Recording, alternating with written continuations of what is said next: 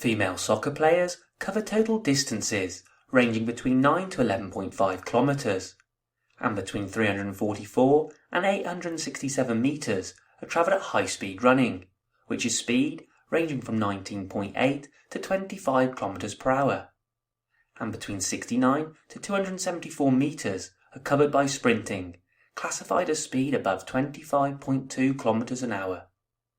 These physical demands are affected by playing position, with central midfielders covering the most distance.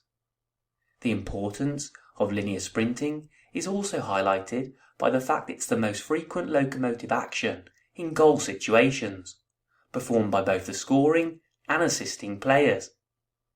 Within the female professional game, every 4 seconds, sprinting, jumping, and change of direction activities are performed, indicating that these high-intensity efforts may occur more than 1,000 times per match.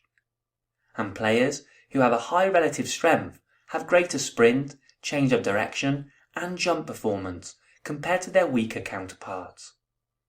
To be able to repeatedly perform and recover from these high-intensity efforts, aerobic fitness is essential. The average oxygen consumption in professional matches is between 77 and 80% of VO2 max, peaking at 96%.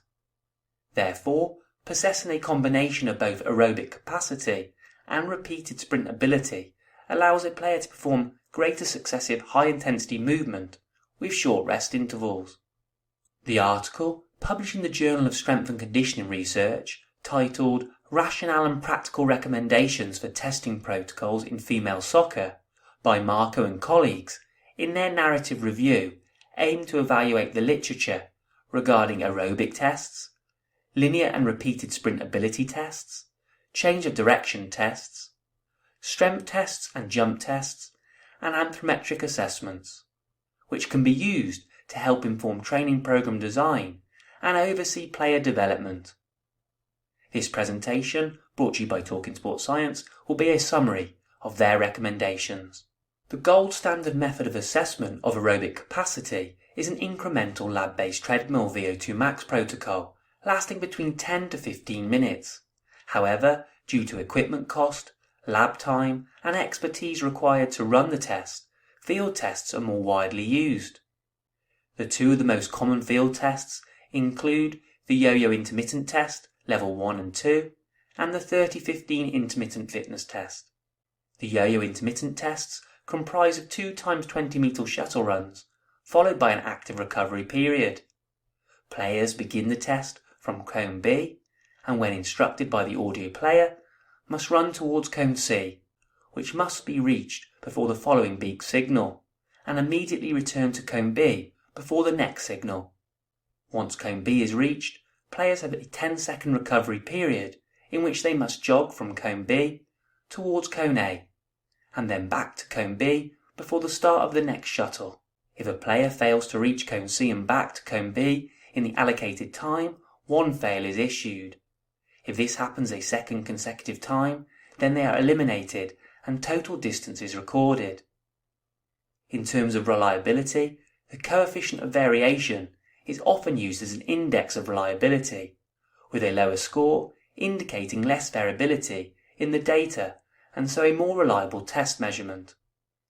In a group of elite female soccer players, the coefficient of variation for level 1 was 7.2%, and for level 2 was 4.2% in a sample of Premier League Academy players.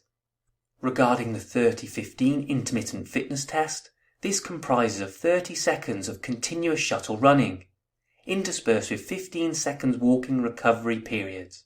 The athletes are required to run back and forth between the 2 lines, i.e. cone A and C, set 40 metres apart at a speed governed by the audio beep.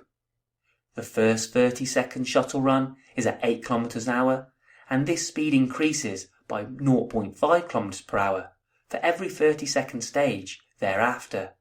The 2 3-metre zones in the middle of the testing area, i.e. Zone B, exist so that the athletes can gauge the required running speed and therefore can adjust their speed accordingly.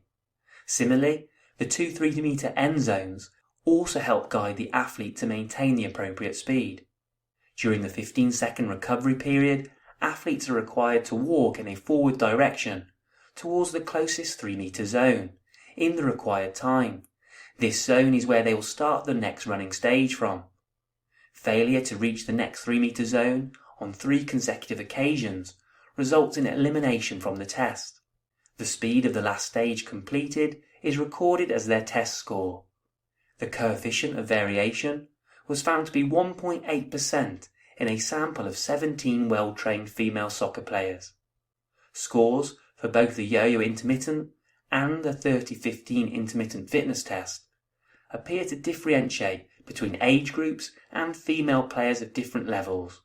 When interested in assessing the average sprint time, sprint tests ranging from between 5 to 30 metres using timing gates can be used, as this is the typical sprint distance during a match. However, distances between 10 to 30 metres are recommended, as the reliability for 5-metre tests can be questionable. When the aim is to assess higher sprint velocities and peak speeds, longer distances, for example 40 metres, are recommended, and because timing gates cannot measure peak speeds, global navigation satellite system technology would be needed. To facilitate reaching peak speed, players could start their test in motion, for example using a flying sprint test protocol, i.e.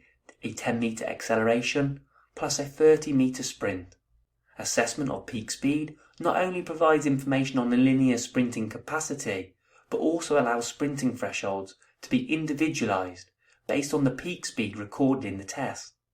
When analysing match and training performance, the sprinting threshold is commonly set at distance covered over 25.2 km per hour for all players, independent of their peak speed. This could potentially underestimate or overestimate the actual load of each player. Therefore, the use of peak speed to individualise sprinting thresholds is recommended to help avoid this issue.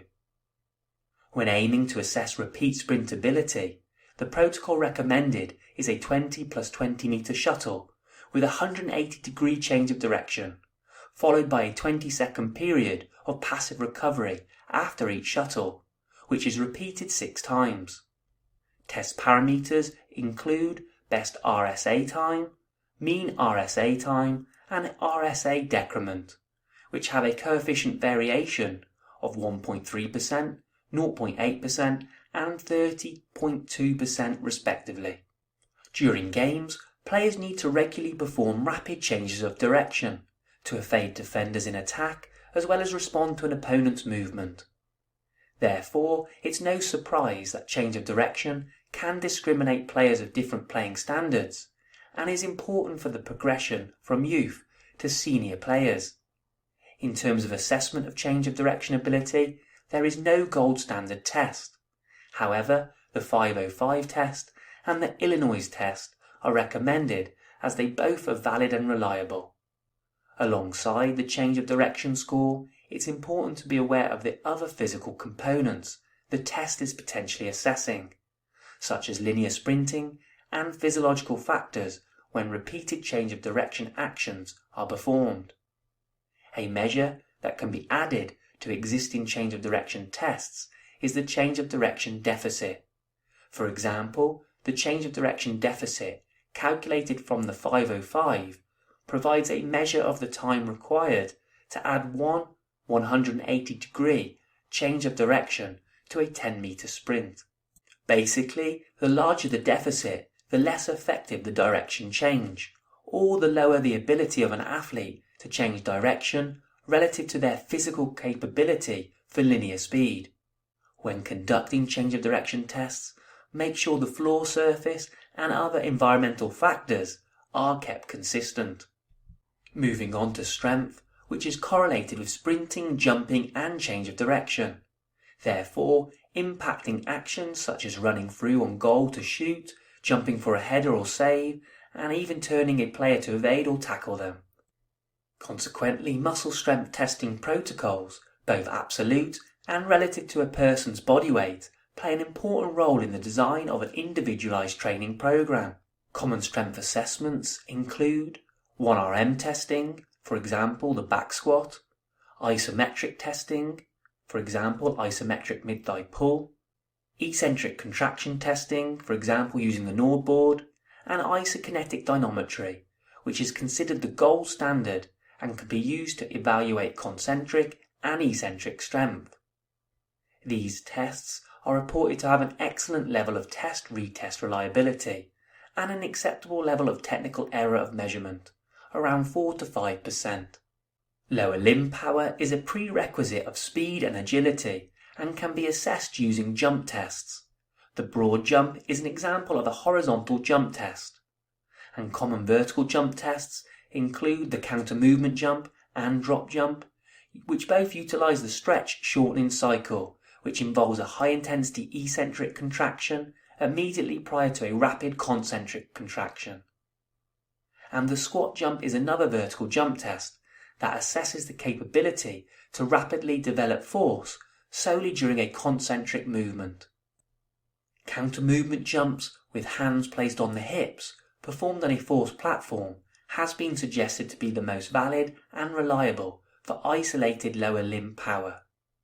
However, not everyone has access to forced platforms. Alternatively, there's a range of field-based testing equipment that can be used at lower cost, such as jump mats, video assessment, mobile apps, for example, the MyJump Lab, and accelerometers and linear encoders to estimate a force velocity curve. It's important to use the same protocol and same assessment tools so changes over the time can be accurately monitored without adding possible confounding factors. Assessment of body composition provides a broad measure of fitness. A favourable anthropometric profile is viewed as having low levels of fat mass along with high levels of fat-free mass. Several indirect tests are currently available for assessing body composition, with DEXA being the most valid and reliable method, although it's not without legal and ethical constraints due to the small dose of radiation that is emitted.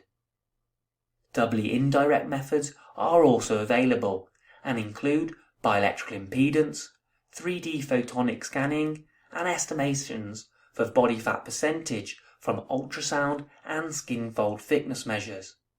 These methods use predictive regression equations and so have a greater error compared to DEXA. For ecological reasons, the ISAC sum of 8 measures collected by the same practitioner is recommended for the best compromise. The use of anthropometric assessment provides limited health information, and a desire to maintain a low body mass or body fat percentage may lead to a calorie restriction, and in doing so can impair bone health and lead to suboptimal menstrual function. Therefore, caution should be taken when obtaining and translating results from anthropometric assessments. And that concludes this presentation. As always, go and check out the full article. The link is in the description. Thanks for listening, folks. See you next time.